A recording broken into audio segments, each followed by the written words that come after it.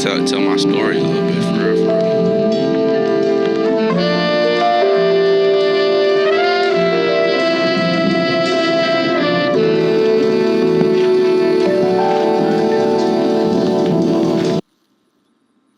Yeah, man. My name is Mark Clark, born and raised in Miami, Florida.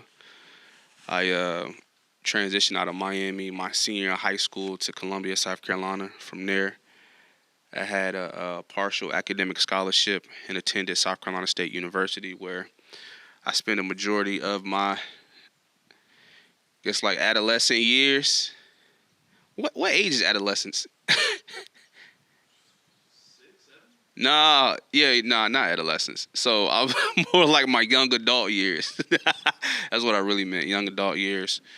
And yeah, man, just I guess since like I was like young, I've always been into like the arts. Whether initially it was drawing Dragon Ball Z characters, or I remember when the Boondocks came into like the actual like newspaper, and I used to get the newspaper and I used to just like sketch the comics. You know what I'm saying? And so just taking it all the way back then, and then I remember like my uncle, he used to get me like these old mixtape CDs where it just be like compilation CDs back in the day from Carol Mart, the flea market, and that's when you would like discover like new artists and shit like that, or even like shit that wasn't readily played in just like block.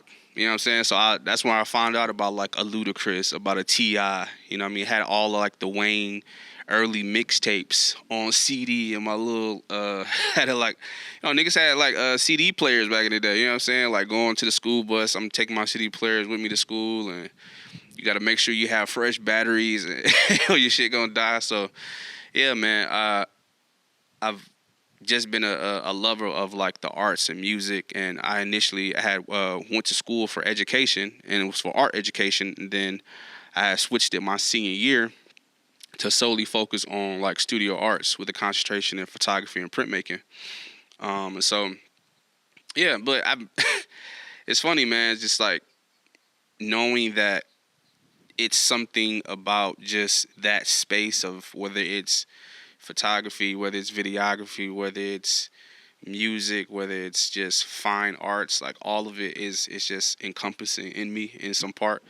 Um, and so yeah, just being able to express yourself in those many different facets allows you to be like more free range in terms of like your own creativity, whether whatever it is that you're doing. So for me now, like my medium of choice has been music for since like 2016, and like also still having to take skills of like graphic design and make my own album covers, and writing lyrics, which is a thing of like poetry, which is discovered by me in like 8th grade by this dude named Dwayne Johnson.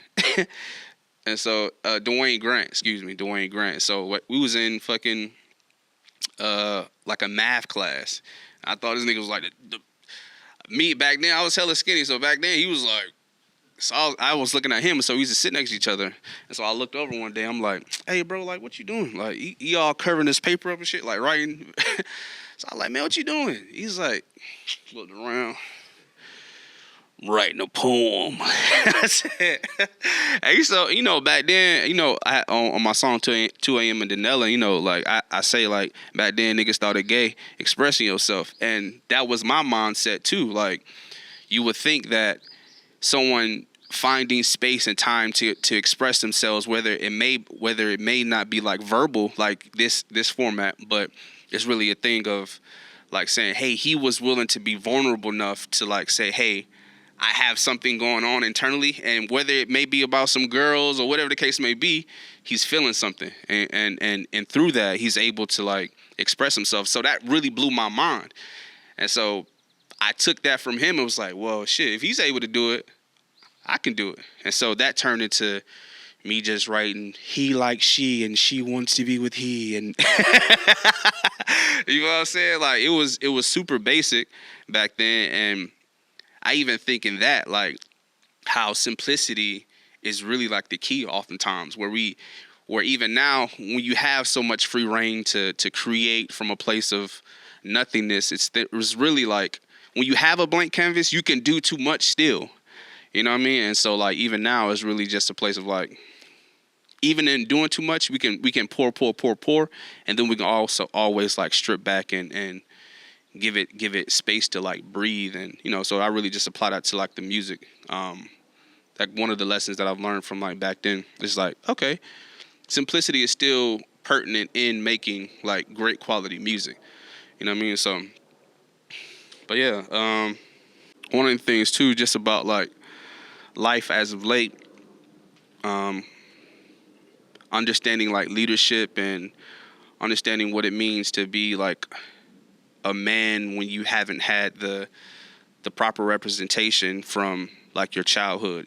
So like my grandmother raised me, and I champion her because she did the best with what she had. You know what I'm saying? I think oftentimes like we can look back and be mad and bitter about what we didn't have, but also recognizing, we're taking a step back and recognizing like, hey, even though we didn't have like money and bread like that, we still never really went without a meal, even though so like now I don't really eat like oodles and noodles and Vienna sausages and shit like that, bologna and shit like that, but I'm grateful to be able to still know that, God provided for us in the midst of like what felt like hard times. You know what I'm saying? I ain't really even in like certain Christmases, like I had one Christmas where me and my mom, we had moved from West Palm Beach to back to Miami, and like we was staying with a friend and everything, and me and the little girl at the time, we was in the fifth grade, and we would like go in her mom room and be able to see all the stuff they had bought us.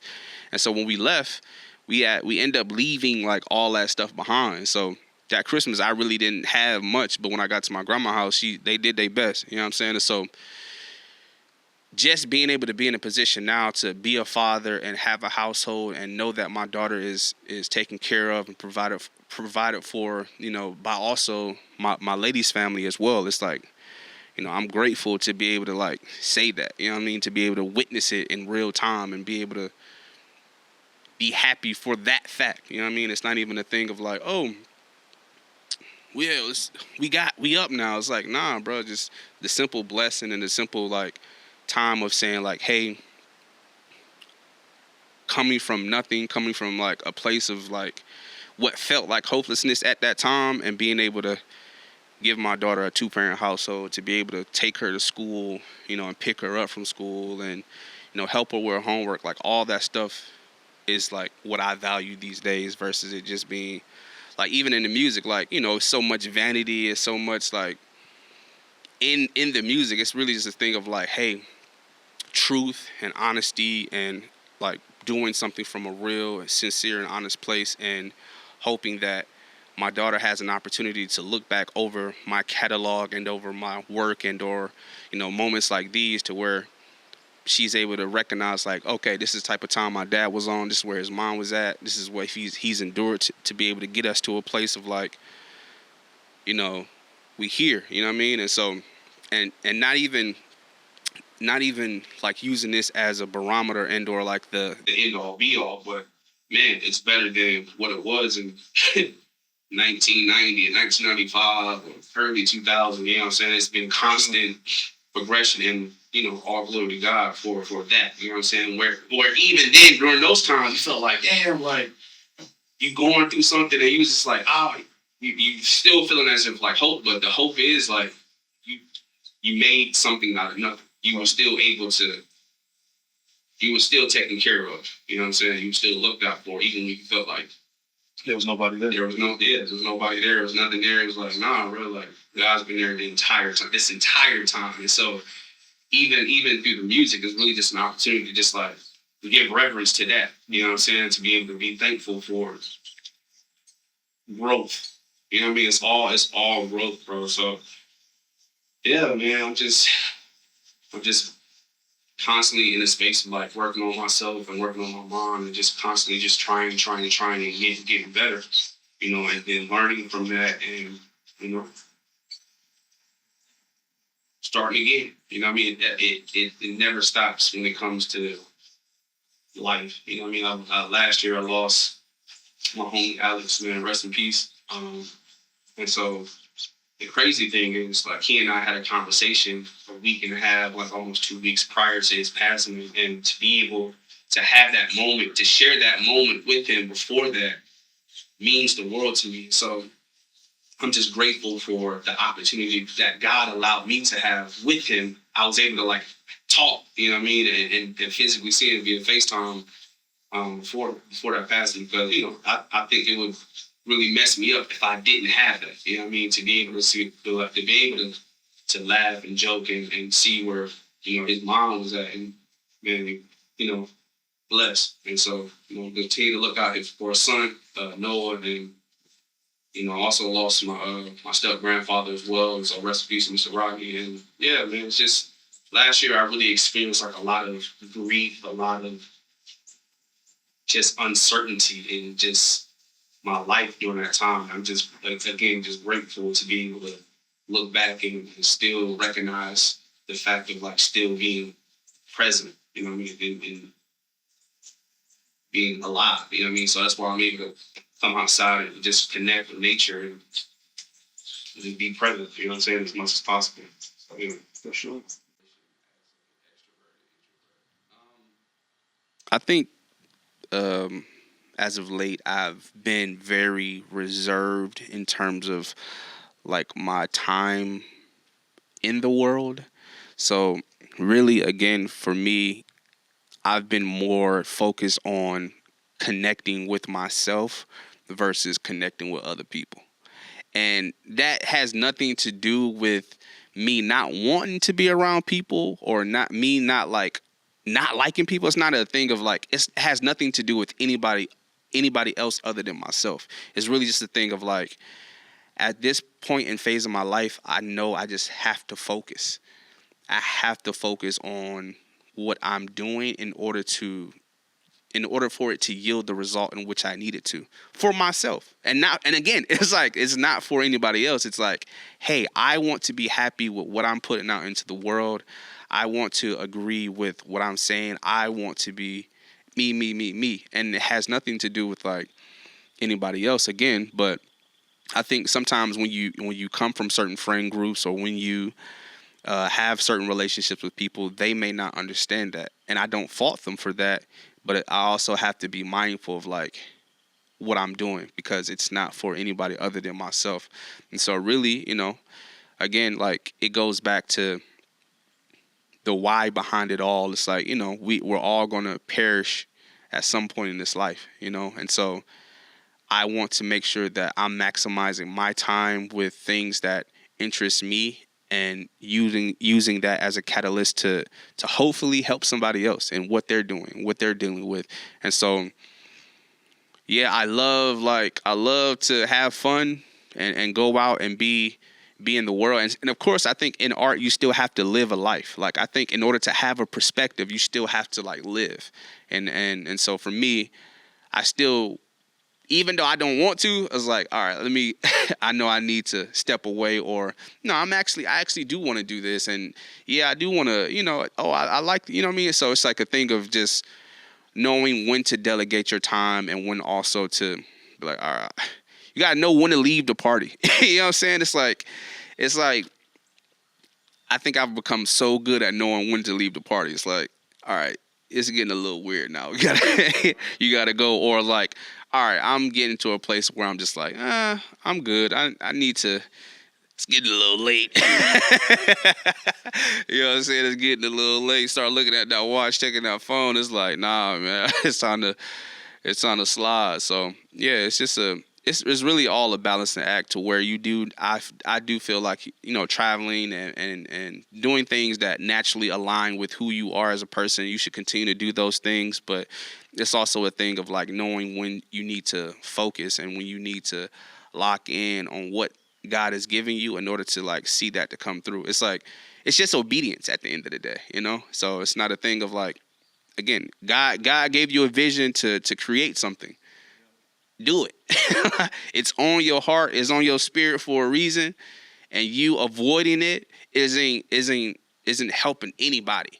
You know what I mean? Like Pharrell has said recently, like we're all like a blip in the greater existence of everything that's ever existed.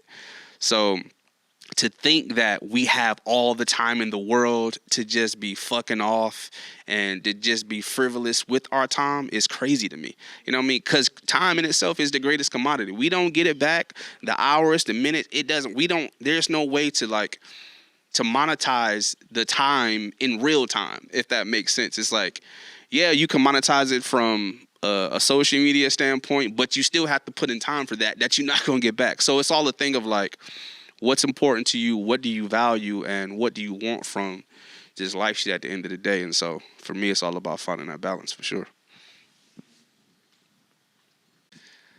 Some of the challenges in the creative process for me, I think again, I think it goes back to like having too many ideas.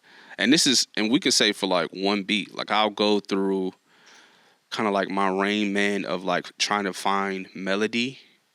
And so it'll start with, and I kind of picked this up from Kanye when I was watching the Genius doc, where even prior to that, I used to watch like the old, like early YouTube, like used to, anyway, early YouTube used to be the shit, but yeah, no, 100%. But sometimes you can have like, for me personally, I have like too many ideas where I'm like going through finding different melodies for like cadences and trying to, and I just scat like and I just try to find like creative ways of like approaching a song. And sometimes like even in the midst of like, all right, well now I have a pre-hook, I have a verse, I have a chorus, but let me say also let's add a bridge, and you know, just again, I think it can be both positive and negative, where the positive being where let's throw paint at the wall as much as possible. I'm all about like throwing paint at the wall, but then knowing also when, all right, let's cover this part up, or let's take this away. And so it's just about finding that balance. And I think now I'm finally coming to a place of where before I was looking up like mad YouTube beats to try and find like a sound. And so like now this project that I'm working on, The Boy Who Laughed His Face Off, it's a thing of like everything is produced by me and my boy Mitch from Screen Team Productions. And so he and I just going back and forth in terms of like, I don't like this. I'll be like, I like this snare, or I want this kick to be a lot more punchier. So it's just about like us going back and forth and agreeing on a sound. And I think he and I has been working together. He and I went to college together. And so even through working on this current project of just life, you know, like we've been working on this for almost a year and a half now, almost close to 2 years. And so I really want this project to be a testament of coming through, overcoming adversity and really just pushing, even when you don't really know why you're pushing. It's just something innate in you that's just like, okay, do this, or let's try this, or take this back, or let's approach this from a different way, or rewrite this verse, or, you know, it's just the constant nudging of trying to get something right. You know what I'm saying? And the only barometer for if something is right is you. And so, and even in that's the scary part of where before I used to be so trusting with what other people thought, or, hey, what you think about this? Or, you know, because everyone has their different levels of like taste, and that's okay. But I'm also trusting my own taste now too. It's like, I think I like what I like. And because I know what I like and I'm comparing it to what I like, if I think this matches up to like this, I know it's good, in my opinion. You know what I'm saying? So really just trusting myself, where before I don't think I moved with like full innate trust in myself. And that was a process. And now just being comfortable with my own voice, my own tone, or how I go about pronouncing certain words. And, you know, just, I felt like I went through my own artist development stage on my own. You know what I'm saying? And now I finally feel ready to be fully expressive in terms of my art, and be okay with how it turns out without not feeling as if like it's going to be wrongly judged. You know what I mean? It's just like, no, I like this. I think this is really good. and I also trust the people that I'm partnered with and that I'm working with as well, their vision, and 2 and 2 always gonna equal 4. So yeah.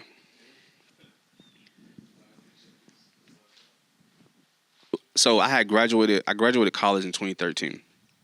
I moved to Henderson, North Carolina, and during this time, my first day on the job, I went to work and I came home and I was like, man, that's it. Like, it's what people do for the next 30, 40 years of their life is just go to work and come home every day. And I sat in an apartment by myself, and the first thing I did, I got on the internet and I bought me some music gear.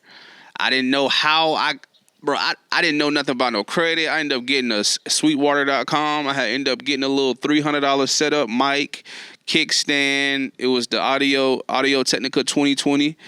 I just gave it to my cousin, like, bro, start here. Here's a little $100 mic. Start here. Here's a mic stand.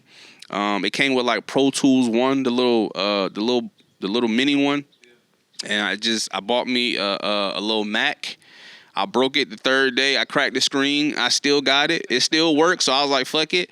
And yeah, that little setup is still with me. I just upgraded my microphone. I just upgraded. I had just bought me a laptop like early this year. So it's just like,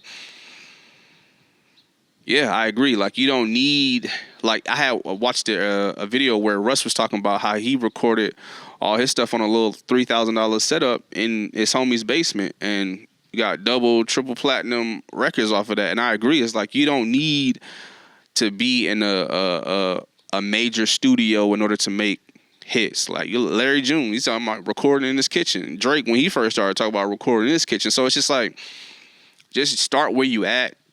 Use what you have and learn what you have. So like, I use Logic for my stuff, and I send it off to my boy, and he imports it to Pro Tools, and he does all his shit, and he's teaching me how to, you know what I mean. So it's just use what you have and master that until you're able to get more. You know what I'm saying? Yeah. I was a Sony boy. You know what I'm saying? Like I said, the Sony A7 was my dream camera. Mm. I started off on the A6000. Didn't do 4K. 1080 was the highest. But I mastered creating those compositions. Mm-hmm. You know what I'm saying? I started off with photography, digital photography. I always wanted to get into film, but when I finally had mastered the digital photography, Yeah. I then had a love for moving images. You know what I'm saying? So when it came to that budget, upgrading, I can go film, Yeah. but it's gonna cost a lot to develop this film. Yeah. You know what I'm saying? So that's ultimately what made me take the decision on the Black Magics. I couldn't get that FX7. I could hit these Black Magics. You know what I'm saying? So, but the first step, and that's what I tell all my young boys who do camera work as well. Like, yo, whatever camera you got, learn it. Learn everything that you could possibly do on it. Make those images look so good that people think you have something better. Yeah. And then you'll really notice at that point, like, okay, I see what quality I can get out of this, and I can't do anything more. Now it's time for me to get something. Yeah. You know what I'm saying? To upgrade, move to the next level. So that's kind of my mentality. No, I agree. I think even in your creative process, you'll get to a place to where you feel like, where you'll know, like, all right, I'm plateaued at this, and in order to reach that next threshold, you may have to upgrade some gear. You may have to like add this, or, but that's a progressive thing that just naturally just happens over time. The more you just keep at it every single day, and I think the more we're just conscious about wanting to get better, versus a thing of just like, oh, I just need more gear because I just seen this dude on Instagram just show his fire studio setup, but we don't really get to see that he was in somebody's hollow basement with the pipes running. You had to be quiet and just sit there for like 30 seconds before you can record your verse. So it's just like, yeah, man, it's just progression, man. So the more we just focus on getting better, it gets better. Yeah. How would you define success as a creative? How would I define success as a creative? I think for me, I think I used to be so focused on wanting to get to the accolades, and even now, like seeing Jelly Roll, a 39-year-old man, win his first Grammy, that just took even Killer Mike. You know what I'm saying? Like to see the career Killer Mike has had up until like Michael and him be able to stand on that stage and be proud of his work and his art that he funded himself. It's like, man, do I want the Grammys? Do I want the accolades and the acknowledgement? I think that's like ego, yes. And so I'm not going to sit up here and deny that I don't want something. Yeah, I do, but I'm also like mindful that, hey, I'm also happy with just being financially secure. If I'm able to just put out art and not have to worry about where my next meal comes from, man, that's a blessing in itself. So I don't need to, I think for me, I don't need to have millions and trillions of dollars. Yeah, that's cool. I'm not saying I don't want it now. Like I'm not, I'm not opposed to it. I receive, but I'm also knowing that I believe in my art and I'm doing this from a real place, and I just want the art to live. It's all this is gonna live beyond me.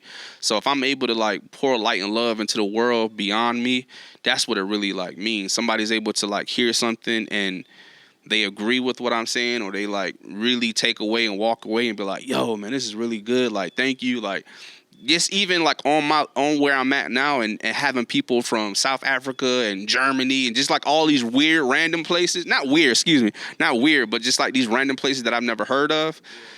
That's mind blowing enough to me to for me to feel as if like, oh, like I'm on the right path. Like I'm doing something that's affecting people in a positive way. I ain't out here killing nobody. I ain't out here doing nothing crazy. I'm going home to my family.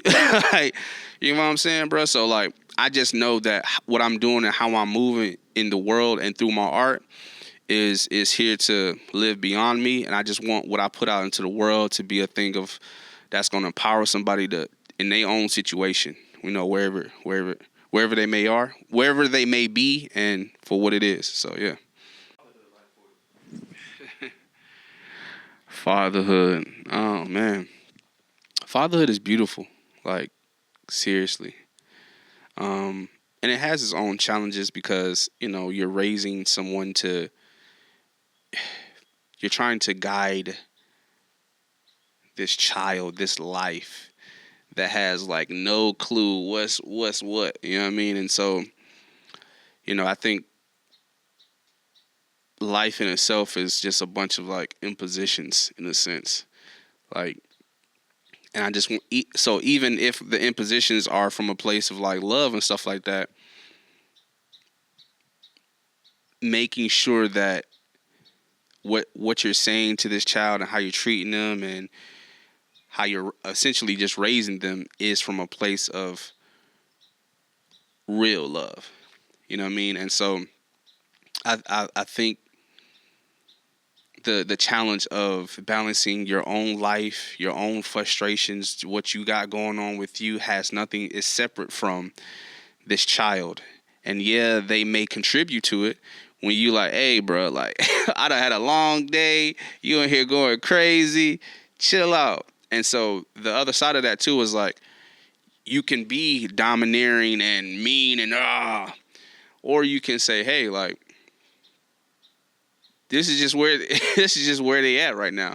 And so I'm just learning the balance of knowing what to say and when to say, and then making sure that I'm just deploying like sternness and boundaries, but also being when to be nurturing and when to take a step back and not be the talkative dad that wants to teach. It's like, bro, she's 4 years old. Like, we can get to that, you know?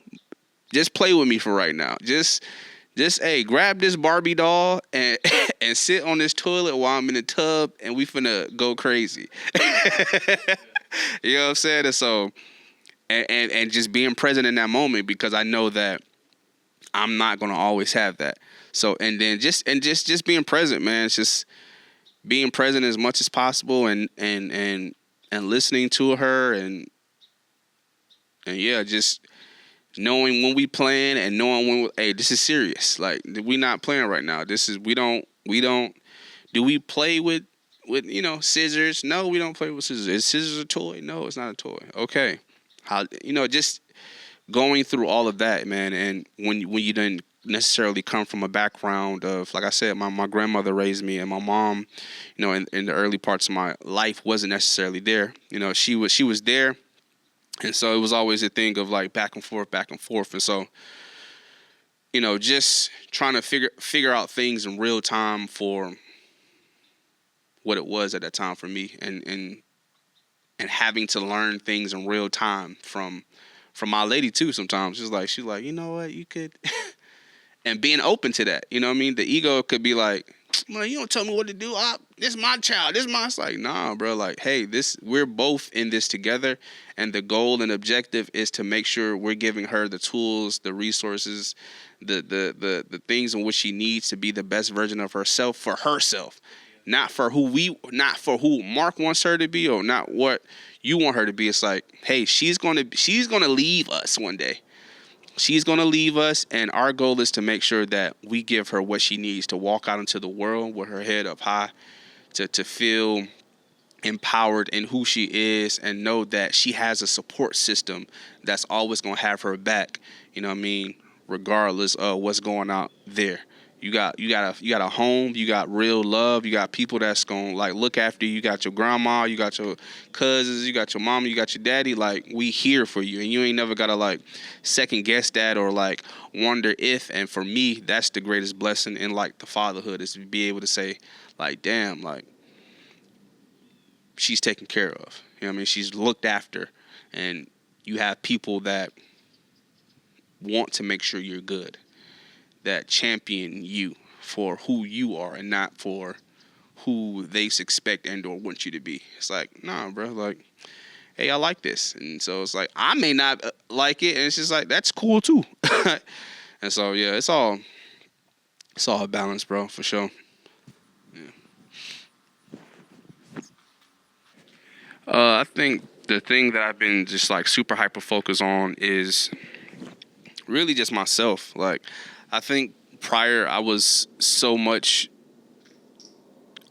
willing to give so much of my time to like other people's projects and or like other people's things and or whatever the case may be, and that can take away from like your own creative ideas, so I'm just really learning to value my own mind, my own time, and then really just give what I'm doing everything that I have versus giving.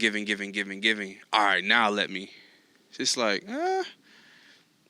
you done gave so much, you starting to lose a little bit for yourself. And so I think the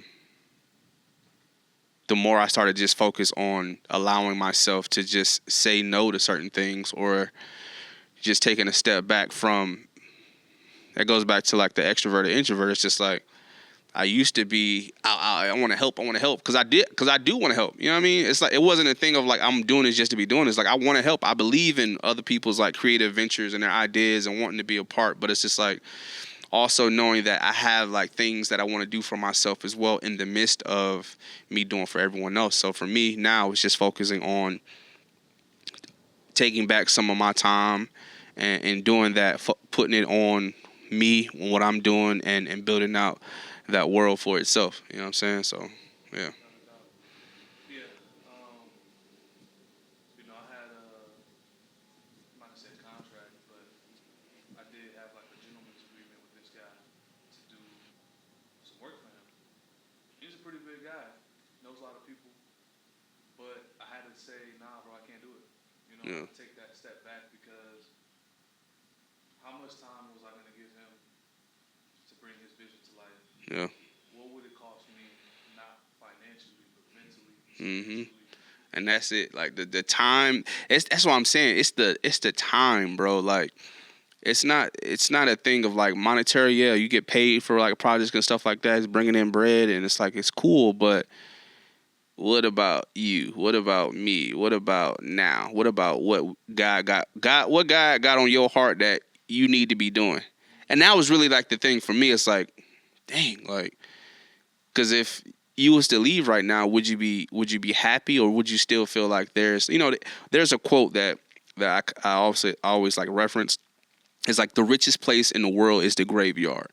It's like people die with so many like ideas, books, uh, businesses, songs, poems, compositions, whatever the case may be. And it's like all those that haven't seen the light of day.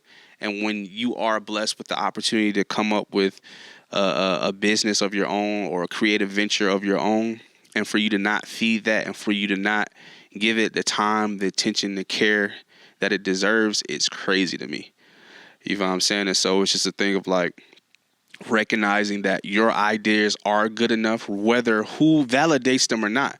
It's like it's in you. God gave it to you, so see it through. And so that's the thing of like obedience, of just saying, "Hey, nah, I'm good. I gotta step away, big dog. I can't," because it's a lot of like mental, physical, and spiritual time, effort that goes into creation. Like it's not a thing for me. I don't just view it as a thing of like, oh, I believe we all possess it in some capacity. It's just a thing of like feeding it. So it's like that quote was like, if you don't use it, you lose it. It's like, you know what I'm saying? It's that. So personified in everything for me. So yeah. Hmm. How does Mark Clark define love? I define love as unconditional. Um, I do think love is also challenging too, and before I used to be such a. I do believe love is supposed to is supposed to be easy in terms of like, hey, there shouldn't be, this relationship shouldn't be hard, and the relationship can be with yourself. The relationship can be with another human being. The relationship can be between you and a spiritual source, however you choose to believe. But for me, like, let's just say about loving ourselves, like, for one, like, for me, had a very hard time defining what love looks like for myself. And again, a part of that piece was me, was like, I was giving so much of my time as a means of like people validating who I am. And I don't think that's love.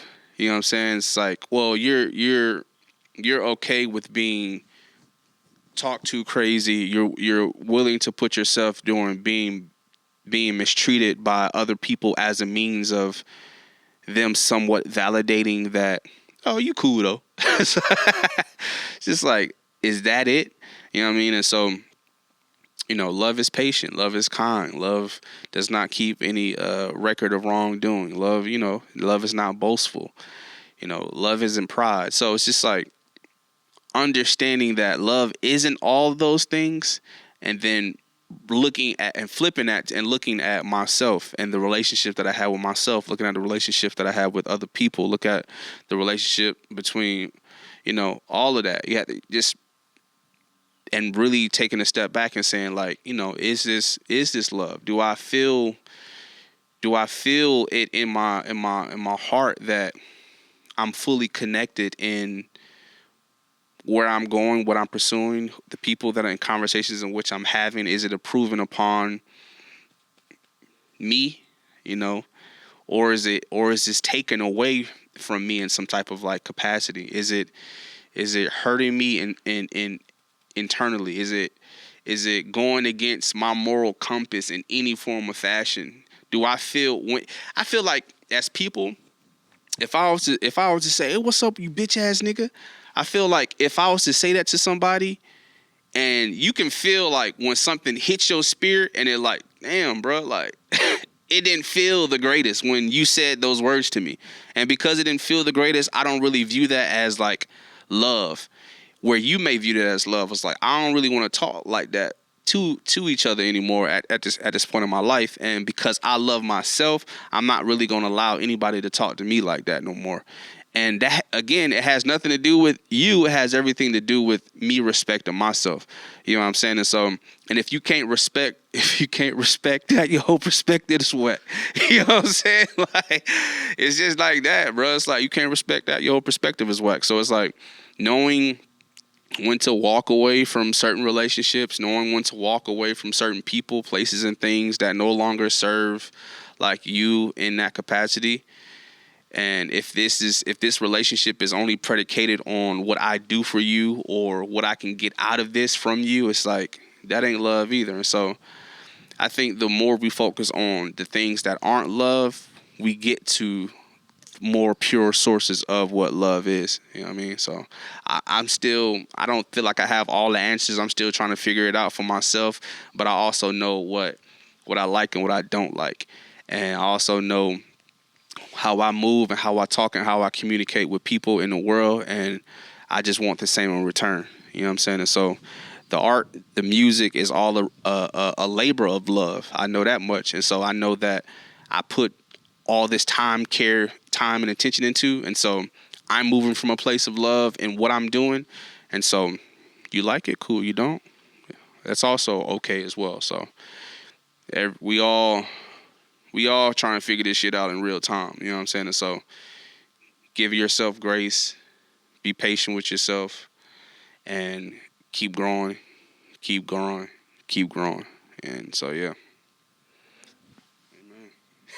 Amen. Amen, bro.